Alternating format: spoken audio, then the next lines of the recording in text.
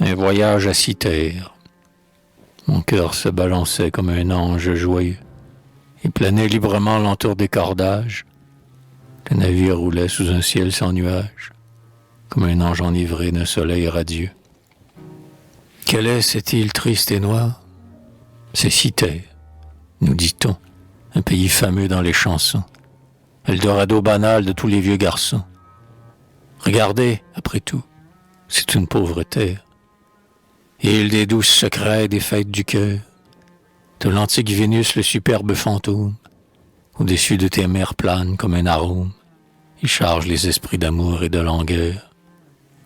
Belle île aux myrtes verts, pleine de fleurs écloses, vénérée à jamais par toute nation, où les soupirs des cœurs en adoration roulent comme l'encens sur un jardin de roses, où le recoulement éternel leur ami.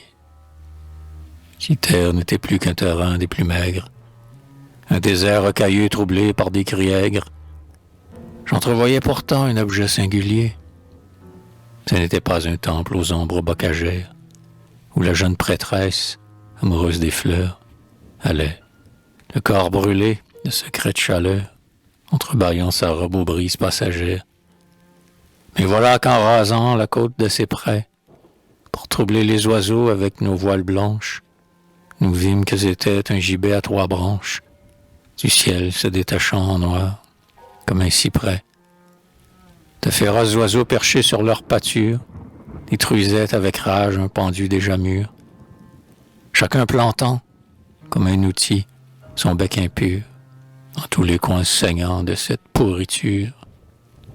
Les yeux étaient 2 trous, et du ventre effondré, les intestins pesants lui coulaient sur les cuisses, et ses bourreaux gorgés de hideuses délices l'avaient à coups de bec absolument châtré. Sous les pieds, un troupeau de jaloux quadrupèdes, le museau relevé, tournoyait et rôdait. Une plus grande bête au milieu s'agitait, comme un exécuteur entouré de ses aides. Habitant de Cythère, enfant d'un ciel si beau, silencieusement tu souffrais ces insultes, en expiation de tes infâmes cultes et des péchés qui t'ont interdit le tombeau. Ridicule pendu, tes douleurs sont les miennes. Je sentis à l'aspect de tes membres flottants, comme un vomissement remonté vers mes dents, le long fleuve de fiel des douleurs anciennes.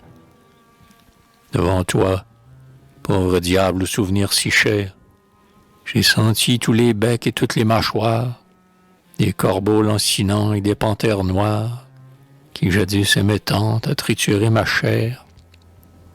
Le ciel était charmant, la mer était unie.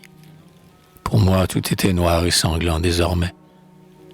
Hélas, et j'avais, comme en un suaire épais, le cœur enseveli dans cette allégorie. Dans ton île, ô Vénus, je n'ai trouvé debout qu'un gibet symbolique où pendait mon image. Ah, Seigneur, donnez-moi la force et le courage de contempler mon cœur et mon corps sans dégoût.